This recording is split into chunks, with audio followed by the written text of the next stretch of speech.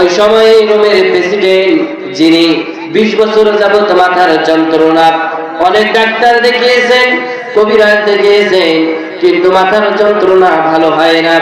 মাথার যন্ত্রণা যখন ভালো না হয়, রোমের প্রেসিডেন্টের কাছে সংবাদ পৌঁছে গেল, ও প্রেসিডেন্ট, মদিনার বর্তমান যিনি প্রেসিডেন্ট নাম হলো আমিরুল মুমিনিন খলিফাতুল মুসলিমিন ওমর ফারুক, তিনি যদি আপনার জন্য চিকিৎসার জন্য একটু ঔষধ পাঠিয়ে দেন, তাহলে আপনার অসুস্থ সেরে যাবে। সঙ্গে সঙ্গে রোমের প্রেসিডেন্ট চিঠি লিখলেন, ভাই ওমর, 20 বছর যাবত মাথার যন্ত্রণা ভালো হয় না, বহু ডাক্তার দেখিয়েছি, কবিরাজ দেখিয়েছি, কিন্তু ভালো হয় না। আপনার কাছে আমার দাবি, আপনি একটু আমার জন্য ঔষধের ব্যবস্থা করে দেন। ওমর রাদিয়াল্লাহু তাআলা আনহু যখন চিঠিটা পেলেন, পাওয়ার সঙ্গে সঙ্গে খেজুর গাছের ডাল ভেঙে খেজুরের পাতা দিয়া সুন্দর করে একটা টুপি তৈরি করেছেন। টুপি তৈরি করে টুপিখানা বাক্সবন্দি করে রোমের উদ্দেশ্যে পাঠিয়ে দিলেন। রোমের উদ্দেশ্যে যখন পাঠিয়ে দিলেন, রোমের প্রেসিডেন্ট বাক্স খুললেন, খোলার পরে লক্ষ্য করলেন একখানা শুধুমাত্র টুপি। রোমের প্রেসিডেন্ট চিন্তা করলেন যে আমি ওমরের কাছে ঔষধ চেয়েছি, একটু ঔষধ দেবে, মেডিসিন দেবে, পানি পড়া দেবে, তেল পড়া দিবে, কিন্তু শুধুমাত্র টুপি কেন পাঠালো? পাশে লক্ষ্য করে দেখলেন একখানা চিঠি। চিঠিতে তিনি লেখা দেখলেন, ভাই প্রেসিডেন্ট, এই টুপিখানা মাথায় দিবেন যখন, আল্লাহর রহমতে আপনার মাথার যন্ত্রণা ভালো হবে তখন। বলেন আল্লাহু আকবার। প্রেসিডেন্ট মাথায় টুপি দিলেন যখন, মাথার যন্ত্রণা ভালো হলো তখন। মাথার টুপি আবার খুলে যখন মাথার ব্যথা আবার শুরু হয়ে যায় তখন। মাথার ব্যথা আবার শুরু হয়ে যায়। এরপরে প্রেসিডেন্ট ওই দিন রাত্রিতে আরামের ঘুমে ঘুমিয়ে গেছে। ঘুমানোর পরে গভীর রজনী স্বপ্ন দেখতেছে, কে যেন ডাক দিয়ে বললেন, প্রেসিডেন্ট, আজ 20 বছর যাবত মাথার যন্ত্রণা, ভালোভাবে ঘুমাতেও পারো না, কিন্তু আজকে ওমরের দেওয়া টুপি মাথায় দিয়া সুন্দর করে ঘুমিয়ে গেলে একবারও তো চিন্তা করলে না টুপির ভিতরে কি রহস্য রয়েছে? সঙ্গে সঙ্গে প্রেসিডেন্টের ঘুম ভেঙে গেল। ঘুম ভাঙার পরে টুপিখানা লক্ষ্য করেছে, অন্ধকার রাতের ভিতরে টুপির ভিতর থেকে চিকচিক করে আলো চলতেছে, 19টা অক্ষর ভেসে উঠেছে।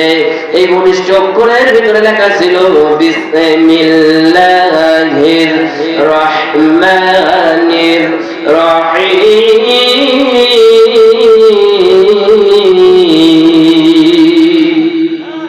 এরপরে তিনি যখন দেখলেন, দেখার পরে প্রেসিডেন্ট চিন্তা করেছে, আরে আজকে ওমরের দেওয়া টুপির ভিতরে শুধুমাত্র বিসমিল্লাহ লেখার কারণে আমার মাথার যন্ত্রণা যদি ভালো হয়ে যায়, আমার সমাজে, আমার রোম শহরের ভিতরে কত রোগে আক্রান্ত, চুরি ডাকাতি, রাহাজানি, হত্যা, গুম দ্বারা ভরপুর, এইগুলো দূর করতে হলে একমাত্র কোরআনের রাজ কায়েম করা ছাড়া উপায় নাই। কোরআন দিয়ে রাষ্ট্র পরিচালনা করতে হবে। সেই জন্য রোমের প্রেসিডেন্ট তিনি চিন্তা করলেন, মদিনাতে চলে যাব। তিনি তার সৈন্যবাহিনীদেরকে নিয়ে মদিনাতে চলে এসেছে। মদিনাতে চলে আসার পরে ওমর রাদিয়াল্লাহু তাআলা আনহুর কাছে বললেন, ভাই ওমর, আপনার কাছে আমার দাবি, আপনার দেওয়া বিসমিল্লাহ টুপির ভিতরে লেখা এই টুপি আমাকে পাগল করে রোম থেকে মদিনাতে আনতে বাধ্য করেছে। ও ভাই ওমর, আপনার কাছে আমার দাবি, আপনার কাছে জানার বিষয় হলো আপনাকে কে পাগল করেছে, কে পাগল করে আপনাকে ইসলামের ভিতরে দাখিল করেছে। ওমর বললেন, ভাই তাহলে শোনো, দারুন নাদওয়ায় বসে আবু জেহেল এবং মুশরিকরা তারা সিদ্ধান্ত করেছে মার্ডার করতে হবে। কাকে মার্ডার করতে হবে? আব্দুল্লাহর বেটা মুহাম্মদকে হত্যা করতে হবে। কেউ রাজি হয় না। আমি রাজি হয়ে গেলাম। রাজি হওয়ার পরে তরবারি নিয়ে আমি বিশ্বনবীর বাড়িতে চলে গেলাম। যাওয়ার পরে রাসূলকে সেখানে পেলাম না। ফাতেমাকে জিজ্ঞাসা করলাম, ফাতেমা, তোমার পিতা কোথায়? ফাতেমা বলল, আমার পিতা কাবার চত্বরে রয়েছে। রাসূলকে খোঁজার জন্য কাবার চত্বরে গেলাম। আল্লাহর নবী কোরআন তেলাওয়াত করতেছে। সেই সময় কোরআন তেলাওয়াত করে, যতই কোরআন তেলাওয়াত করে আমার কাছে ততই মধুর লাগে, আর যতই মধুর লাগে ততই আমি কোরআনুল কারীমের তেলাওয়াত শুনতে থাকি। বলেন সুবহানাল্লাহ। আল্লাহর নবী বিশ্বনবী কোরআন তেলাওয়াত করতেছে।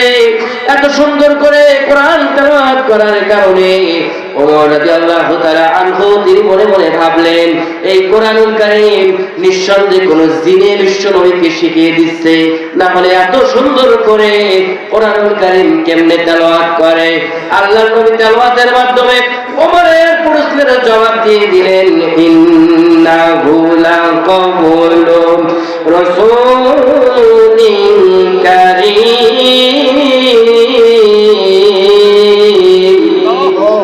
তিনি উত্তর দিয়ে দিলেন, না না, এটা কোনো জিনের কথা না, এটা সম্মানিত একজন নবীর কথা।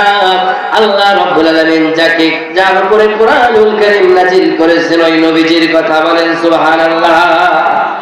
এরপরে ওমর রাদিয়াল্লাহু তাআলা আনহু তিনি চিন্তা করলেন, তাহলে বিশ্বনবী মুহাম্মদ রাসূলুল্লাহ সাল্লাল্লাহু আলাইহি ওয়াসাল্লাম নিঃসন্দেহে কবি হয়ে গেছে, না হলে এত সুন্দর করে বিশ্বনবী কবিতার মতো করে আবৃত্তি করে কেমনে?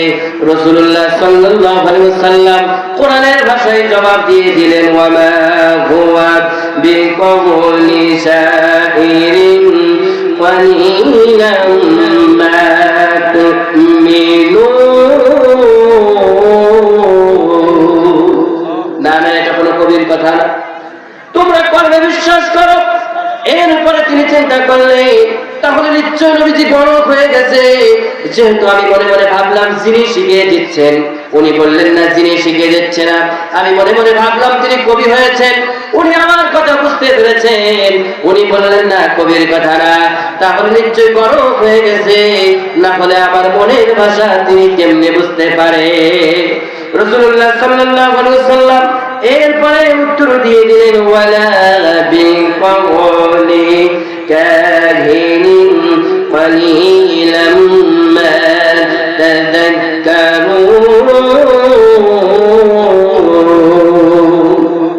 আল্লাহ নবী উত্তর দিয়ে দিলেন, না না, এটা কোনো গণকের কথা নয়, তোমরা কর্মে বিশ্বাস করো। এরপর ওমর রাদিয়াল্লাহু তাআলা আনহু তিনি চিন্তা করলেন, এটা যদি জিনের কথা না হবে, এটা যদি কবির কথা না হবে, এটা যদি গণকের কথা না হবে, এই কথাটা তাহলে আসলে কি? বিশ্বনবীজি তিনি উত্তর দিয়ে দিলেন, তানজিলুম মির রাব্বিল আলামিন।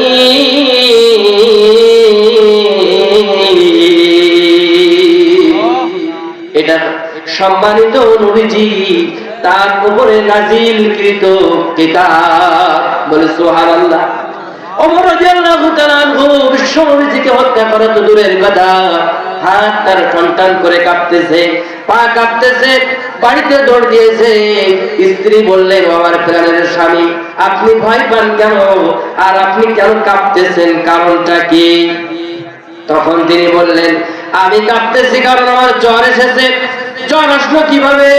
তিনি বললেন, আল্লাহর নবী বিশ্ব নবীর কোরআন তেলাওয়াত শুনে আমার হৃদয়ের ভিতরে ঝড় উঠেছে, যেই ঝড়ের কারণে আমার জ্বর এসে গেছে। কম্বল দ্বারা আমাকে আবৃত্তি করে দাও। কম্বল দ্বারা আবৃত্তি করা হলো।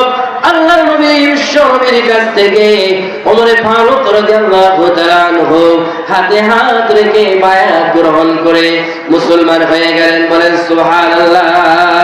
তখন রোমের প্রেসিডেন্ট বললেন, ভাই আপনি কত সৌভাগ্যবান, বিশ্ব নবীর কোরআন তেলাওয়াত আপনি শুনেছেন, আর কোরআন তেলাওয়াত শোনার পরে আল্লাহর নবীর হাতে হাত রেখে বায়াত গ্রহণ করে মুসলমান হয়েছে। আজকে আপনার হাতে হাত রেখে আমি বায়াত গ্রহণ করলাম। আমার যত মন্ত্রী পরিষদের মানুষেরা রয়েছে, সৈন্যবাহিনীরা রয়েছে, সবাই মিলে কালিমা পড়ে মুসলমান হয়ে গেলাম। বলেন সুবহানাল্লাহ। সম্মানিত ভাইরা আমার, হাতে হাত রেখে কালিমা পড়ে মুসলমান হলেন। তারপরে সে যুগের মানুষেরা কোরআন দিয়ে রাষ্ট্র পরিচালনা করেছে।